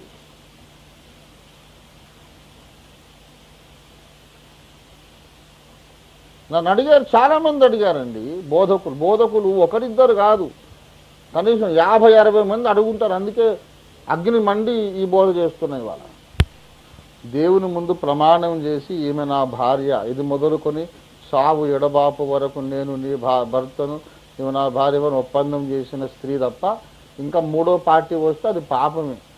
ఇష్టంతో వచ్చిన పాపమే, డబ్బుల కొరకు వచ్చిన పాపమే, ఇంకెట్లొచ్చినా పాపమే. అట్లెక్కడుంది అంటే ఎక్కడ ఉండాలి? ఒక ఆదాముకు దేవుడు ఒక హవ్వని చేసి ఇచ్చాడు, అవునా కదా? 5-6 హవ్వలు చేయలేడా దేవుడు?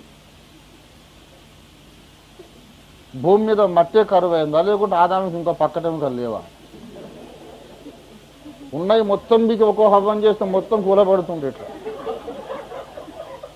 ఒక హవ్వకే కూలపడుతున్నాం. ఇంకా 10 హవ్వలను పెడితే ఇంకేం బతుకుతాం మనం మొగోళ్ళం?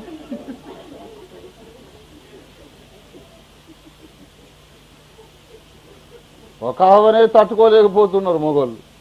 అందుకే దేవుడు కనికరించి ఒకరు రాలేరా నువ్వు దాంతో పడితే ఇంకా అదే గొప్ప, నువ్వు నీ కిరీటం ఇస్తా, ఇంకా ఎందుకు 5-6 ఎందుకు హవ్వలు నీకు అని దేవుడు ఎంతో కృపామయుడే ఒకదాన్నే ఇచ్చిండు. నేను చెప్పండి మీకు అర్థమైందా? చెప్పింది ఎట్లా అర్థమైంది అనుకో, చెప్పంది కూడా అర్థం చేసుకోవాలి, అప్పుడే మరి సంపూర్ణ సిద్ధి. గనుక బాబు అదెట్లా పాపం ఇదెట్లా పాపం కాదు, నీ శరీరపు కోరికలను అదుపు చేసుకోవాలి. లోకమును అనుభవించువాడు అమితముగా అనుభవించకుండా ఉండాలి. కొన్నవాడు కొన్నది తనది కానట్టు ఉండాలి. పెండ్లైన వాడు లేనట్టు ఉండాలంటాడు. ఏమండి మర్చిపోవద్దా మాట.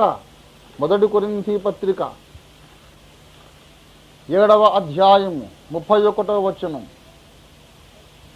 దయచేసి 29 చదవండి. 29 నుండి చదువు తల్లి. సహోదరులారా, నేను చెప్పున్నదేమనగా కాలము సంకుచితమై ఉన్నది కనుక భార్యను కలిగిన వాడు ఉన్నాడు లేనట్టు ఉండాలన్నట.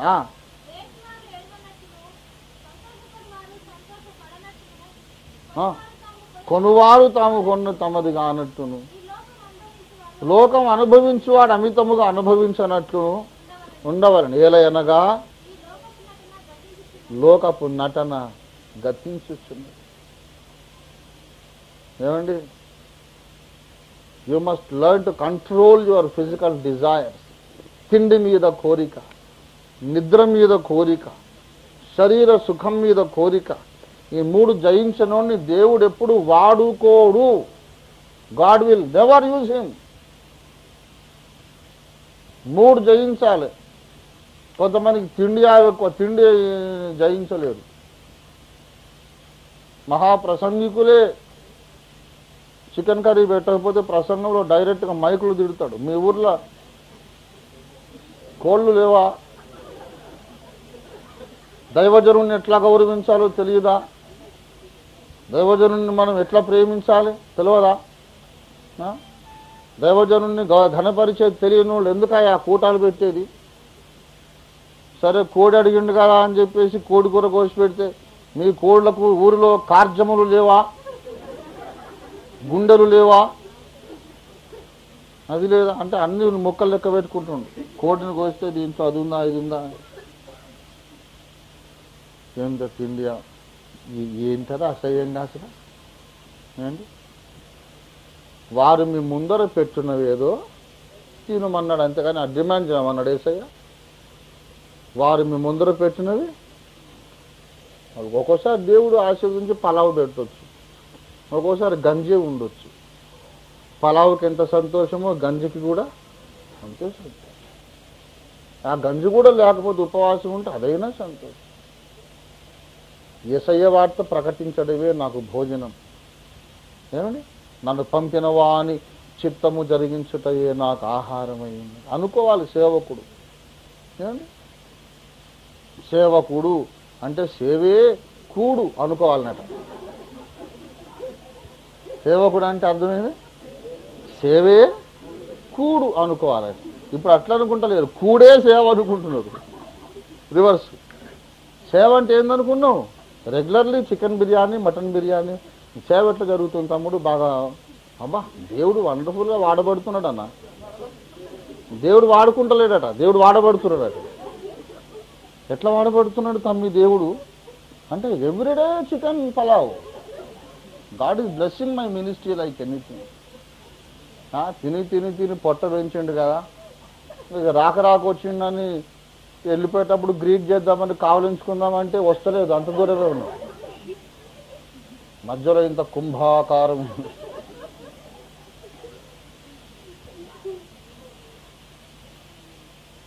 నాశనమే వారి అంత, కడుపే వారి దేవుడు నాశనమే. అరే ఎంత ఉంటే అంతే చాలు, ఏదన్నా పెట్టండి, ఆకుకూరలు కాయగూరలు. దీని కొరక మనం ప్రభుని వెంబడించేది. దేవుని బిడలారా, తిండిని ప్రేమించకండి, నిద్రను కూడా ప్రేమించదు, తర్వాత శరీర సుఖాన్ని కూడా ప్రేమించదు. నా భార్యతో నాకు సంతోషం లేదు అని అంటే నేను చెప్పిన నీకు 20 భార్యలు ఇచ్చిన సంతోషం ఉండదు. సంతోషము యేసయ్యలో పొందేది నేర్చుకోవాలి. యేసు ప్రభులో తృప్తి పడుట నువ్వు నేర్చుకోకపోతే నిన్ను భార్య సంతోషపెట్టలేదు, భర్త సంతోషపెట్టాడు, ఎవరు సంతోషపెట్టరు. తృప్తి యేసులో పొందాలి. నీ ముఖ దర్శనము చేత నా ప్రతి ఆశను తెచ్చుకున్నాను. If you don't know how to be satisfied in the presence of Jesus Christ, నీవి లోకములో ఏది పొందినా నీకు తృప్తి ఉండదు.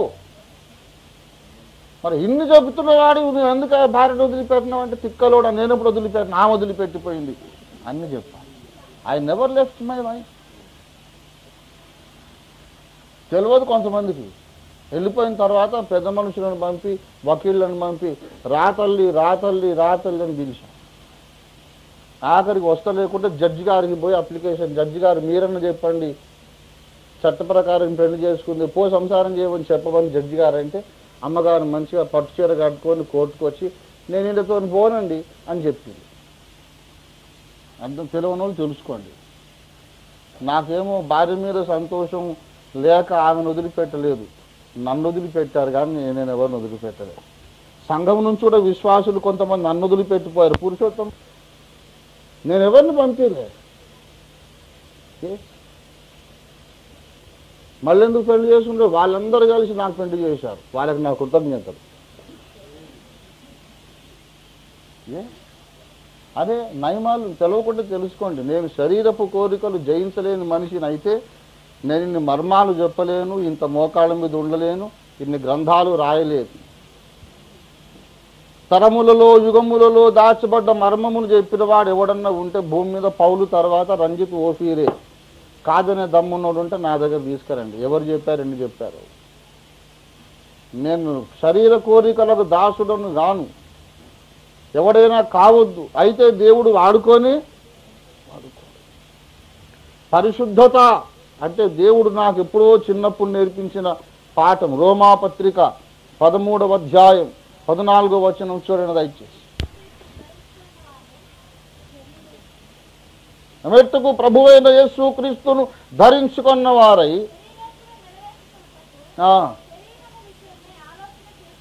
అందరూ చెప్పండి, శరీరేచ్ఛలను నెరవేర్చుకొనుటకు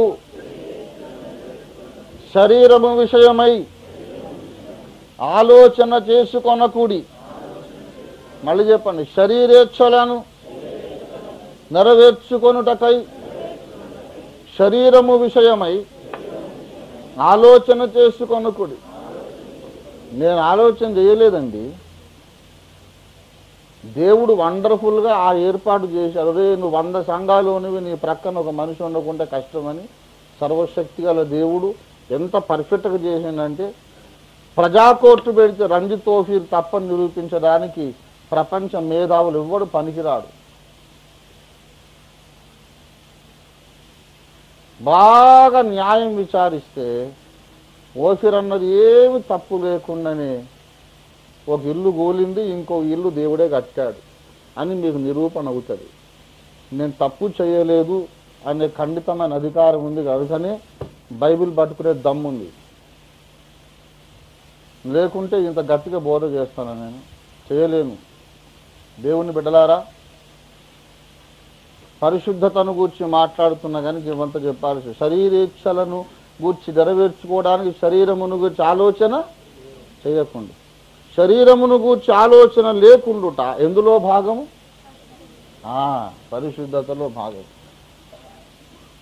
ఇప్పుడు 2వ సూత్రం రాసుకోండి. శరీరేచ్ఛలను విస్మరించినంత మాత్రమున, ఇదంతా 3వ పాయింట్లోనే, 4వ పాయింట్, శరీరేచ్ఛలను విస్మరించినంత మాత్రమున పరిశుద్ధత సంపూర్ణము కాదు.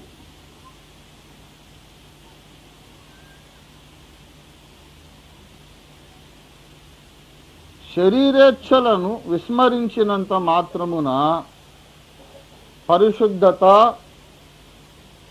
సంపూర్ణము కాదు.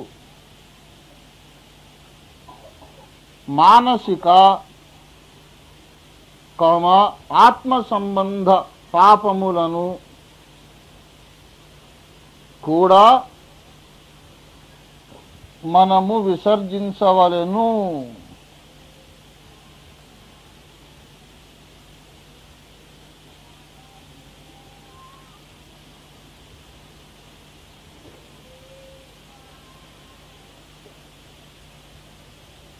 పరిశుద్ధత అంటే కొంతమంది అనుకుంటున్నారు పరిశుద్ధ జీవితం ఉండాలంటే పెళ్లి చేసుకోవద్దని. పెళ్లి కానోళ్ళంతా పరిశుద్ధులని అనుకోకండి. శరీర వాంఛలను విస్మరించినంత మాత్రాన పరిశుద్ధత సంపూర్ణం కాదు. దేన్ని కూడా మనం విసర్జించాలి? మానసిక ఆత్మ సంబంధ పాపములనగా ఏమేమి చెప్పుకోవచ్చు చెప్పండి? అసూయ,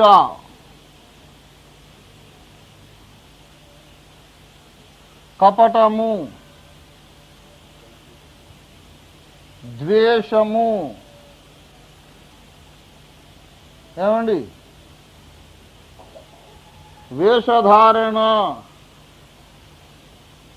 ఇవన్నీ కూడా ఏం పాపాలు? ఇవి మానసికమైన మరియు ఆత్మ సంబంధమైన పాపములు.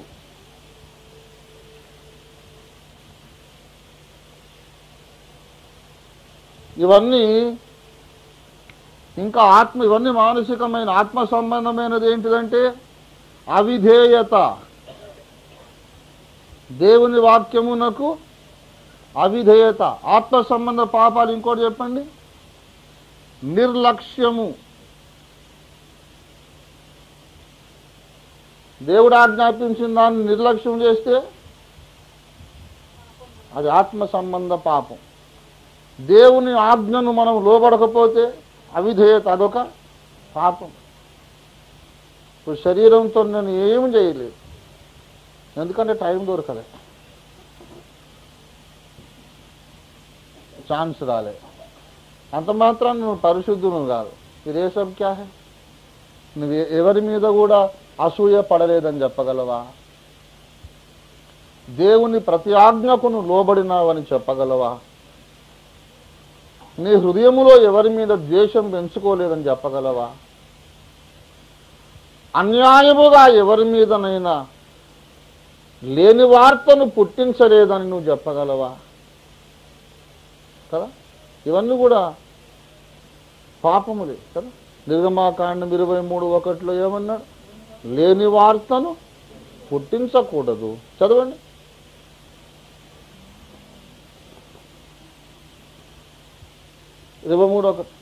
తొందరగా.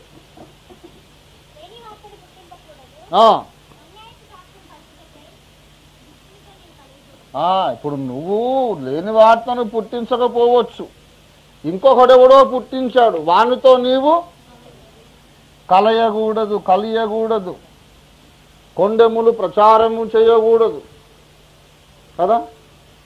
ఇవన్నీ ఇప్పుడు పాపాలే. నేను అసలు ఒక స్త్రీ వంక కన్నెత్తి కూడా చూడను, ఆలోచనలు కూడా నాకు అది ఉండదు అని నువ్వు అనుకోవచ్చు. అంత మాత్రాన పరిశుద్ధత సంపూర్ణము కాదు. పరలోకమునకు యోగ్యమైన పరిశుద్ధత ఏంటంటే ఈ శరీరపు వాంఛలను సిలువ వెయ్యాలి. అర్థమైందా? శరీరపు వాంఛలను సిలువ వెయ్యాలి. దానితో పాటు మనస్సుకున్న కల్మషమును కూడా మనం కడుక్కోవాలి. గలతీ పత్రిక 5వ అధ్యాయము 23వ వచనము చూడండి. ఇట్టి వాటికి విరోధమైన నియమమేదియూ లేదు. క్రీస్తు యేసు సంబంధులు శరీరమును దాని ఇచ్చలతోనూ దురాశలతోనూ సిలువ వేసి ఉన్నారు. పరిశుద్ధత అంటే అర్థం ఏంటండి? శరీర ఇచ్ఛలను దురాశలను సిలువ వేయాలి. శరీరేచ్ఛలను సిలువ వేసినంత మాత్రాన చాలదు గాని 2వ కొరింథీ పత్రిక 7వ అధ్యాయం 1వ వచనం ప్రకారం శరీరమునకును ఆత్మకును వంచిన సమస్త కల్మషము నుండి మనలను మనమే పవిత్రులుగా చేసుకోవాలి. అసలు పరిశుద్ధత అంటే అది. ఒక్కోసారి చెప్తుంటాం, శరీర కార్యములే కాదు ఆత్మలో పరిశుద్ధత ఉండాలి, మానసిక పరిశుద్ధత ఉండాలని చెప్తా ఉంటాం. దానికి అర్థం ఏంటంటే నువ్వు శరీరంతో ఏమన్నా చేయవచ్చు అని కాదు. కాదు కాదు కాదు I never believed it, I never practised it. శరీర కార్యాలు ఓకే, పర్వాలేదు, చేసుకో అని నేను ఎప్పుడు నమ్మలేదు, ఆచరించలేదు, బోధించలేదు. జాగ్రత్తగా ఉండాలి. కానీ దాన్ని ఎందుకు చెప్పమంటే, అరే ఆ మాత్రం తెలియని వాళ్ళు ఇక్కడికి ఎందుకు వస్తారు అని. అర్థమైందా? శరీర కార్యాల గురించి ఎందుకు గట్టిగా చెప్పము? ఆ మాత్రం కామన్ సెన్స్ అది కూడా లేని వాళ్ళు ఇక్కడ క్రైస్తవులు ఇక్కడికి ఎందుకు వస్తారు? బైబిల్ పట్టుకొని ఇక్కడికి వచ్చారంటే వ్యభిచారం పాపం అని తెలియకుండా వస్తారు ఎవరన్నా? అది తెలుసు, చెప్పనక్కర్లేదు అని చెప్పడం లేదు. అంతేగాని అన్న ఎప్పుడు ఈ విషయంలో ప్రసంగం చేయడం లేదు కాబట్టి ఏం పర్వాలేదు, ఏమన్నా చేసుకోవచ్చు అన్నమాట, ఆదివారం ఒప్పుకోవచ్చు అన్నమాట అనుకోకండి. అట్లా చేసినందుకే కొరింథీయులు కొంతమంది బలహీనులయ్యారు, రోగులయ్యారు, కొంతమంది ఏకంగా చచ్చిపోయారు. ప్రతివారం కడుక్కుంటున్నాము కదా అని మళ్ళీ పాపాలు చేయడానికి ధైర్యం తెచ్చుకోకండి. మూల పాఠము, మనమందరము పాపులం అనేది ఎంత ప్రాముఖ్య మూల పాఠమో, యేసు రాకకు ముందు మనం పరిశుద్ధులము కావాలి అనేది అంతే ముఖ్యమైన మూల పాఠం. దేవుని స్తోత్రం కలుగునుగాక. హల్లెలూయా. నీ శరీర వాంఛలను నీ అదుపు చేసుకోవడం నేర్చుకోవాలి. మనసులోని ద్వేషమును, అసూయ ఇత్యాది మానసిక కలుషములను కడుక్కోవడం నేర్చుకోవాలి. ప్రభు రాకడకు ముందు నువ్వు పరిశుద్ధునిగా నిలబడాలి. అప్పుడే రేపు యేసు రాకడలో ఎత్తబడి నిందారహితులుగా, నిష్కళంకులుగా, అనింద్యులుగా, దేవుని కుమారులుగా మనం కనబడి ఉన్నత బహుమానం అందుకొనగలుగుతాం. ఇంకా కొన్ని మూల పాఠాలు, ముఖ్యమైన మూల పాఠాలు ఉన్నాయి. ప్రభు చిత్తమైతే తర్వాత ప్రభు నడిపింపిస్తే తర్వాత చెబుతాను. ప్రస్తుతానికి ఈ పాఠం ఇంతటితో సరి. ధ్యానించుచు ఇంటికి వెళ్ళండి. దేవుడు మిమ్మల్ని దీవించునుగాక. ప్రార్థన చేసుకుందాం. అందరూ తలలు వంచండి, ప్రార్థన చేసుకుందాం. హల్లెలూయా, స్తోత్రం. ప్రేమ కలిగిన మా మహాపరిశుద్ధ పరమ తండ్రి,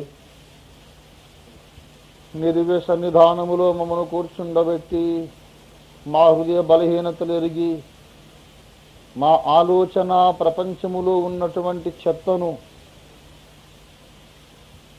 అవాంఛనీయమైనటువంటి దుష్ట తలంపులను, మా ఆలోచన ప్రపంచములోని గజిబిజిని ఎరిగిన వాడవై దానంతటిని కూడా తొలగించడానికి మీరు కంకణం కట్టుకొని పూనుకొని ఈ దినమున నీ వాక్యము ద్వారా ఖండితముగా మీరు మాతో సంభాషించినందులకాయి బంగారు తండ్రి నీ వందనాలకు, నీ యొక్క పాదములకు వందనాలు చెల్లిస్తున్నాం. తగిన రీతిగా నిన్ను ఆరాధించలేని బలహీనము నాయన మమ్మల్ని క్షమించండి. మీరెంతో మా పట్ల గమనింపు కలిగి ఉన్నారు, శ్రద్ధ కలిగి ఉన్నారు. మేము ఆలోచనలో ఎక్కడ తప్పిపోతున్నామో, ఎక్కడ దారి తప్పుతున్నామో, ఏ ఏ దుష్ట తలంపులు మాలో ఉంటున్నాయో అన్నీ ఎరిగిన వాడవై మాలో ఎవరూ నశించుట నీవు ఇష్టపడక మమ్మను సరైన దారిలో సక్రమ మార్గములు నడిపించడానికి ప్రభువా మీరు మీ వాక్యమునెత్తి మాతో గద్దించి మాట్లాడినందుకు నీకు వందనాలు చెల్లిస్తున్నాం. పాపమును దానిని ఏ రూపములో కూడా ఎంత మాత్రమును సహించని దేవుడుగా మిమ్మల్ని మీరు మాకు బయలుపరుచుకున్నందుకై నీకే స్తోత్రాలు. పాపమును గాని, అన్యాయమును గాని, అక్రమమును గాని, అవిధేయతను గాని, అసూయను గాని, ద్వేషమును గాని, అబద్ధ వార్తలను పుట్టించి ప్రచారము చేయుటను గాని, ఇత్యాది ఇతర కలుషములన్నిటిని కూడా మాలో నుంచి కడుక్కోవడానికి మాకు జాగ్రత్త దయచేయండి ప్రభువా. నాయనా, ఎంతో నేర్చుకున్నామనుకుంటున్నాం, ఎంతో ముందుకు వెళ్ళిపోయామనుకుంటున్నాం. ఇంకా ప్రారంభ దశలోనే మా యొక్క ఆధ్యాత్మిక విద్య ఉన్నది నాయన. మొదటి మూల పాఠాలు ఇంకా సరిగ్గా అర్థం కాలేదు. మమ్మల్ని క్షమించండి. మేము వినుటకు మందులము, గ్రహించుటకు మందులము కనుక విశదపరచుట కష్టం అన్నావు. కష్టమైనా నాయనా ఎంతో ఓపికగా మాకు బోధించారు కనుక నీకే స్తోత్రాలు. బోధించిన మీ దాసుడు మొదలుకొని వాక్యముని విన్న అతి చిన్న విశ్వాసి వరకు అందరము నీ కృపకు అప్పగించుకుంటున్నామయ్యా.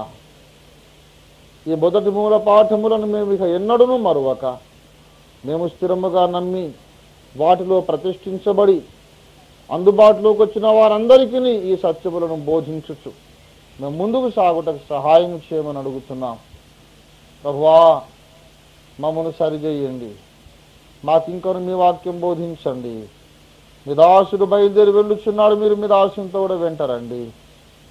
మీ అగ్ని బాప్తిస్మం అనుగ్రహించి తిరిగి గుంటూరులో మీరు బలంగా వాడుకొనండి. వచ్చే వారమంతా ప్రభు మీరు మాకు తోడుగా ఉండండి.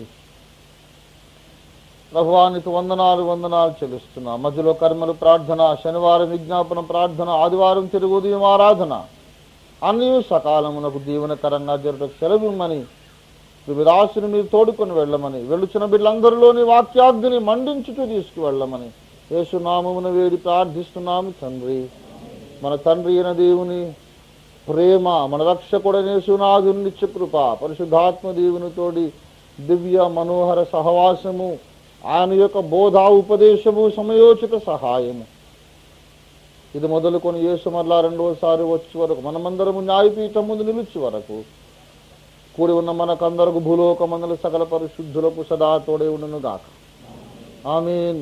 యేసు రక్తమునకే జయం, ప్రవేశ రక్తమునకే జయం, ప్రవేశ నామమునకే సంపూర్ణ విజయం కలుగునుగా. యథార్థవాది టీవీ ఈ యూట్యూబ్ ఛానల్ను తప్పకుండా మీరు సబ్స్క్రైబ్ చేయండి, లైక్ చేయండి. అక్కడ ఉన్నటువంటి ఆ బెల్ ఐకాన్ని మీరు ప్రెస్ చేయండి. అప్లోడ్ అవుతున్నటువంటి ఈ యొక్క విశేషమైనటువంటి ప్రాముఖ్యత కలిగిన సమకాలీన ప్రాధాన్యత కలిగినటువంటి అనేక సందేశాలు వెంటనే మీకు నోటిఫికేషన్ వస్తుంది. So without fail please like and subscribe the Yadharthavadi TV YouTube channel. God bless you.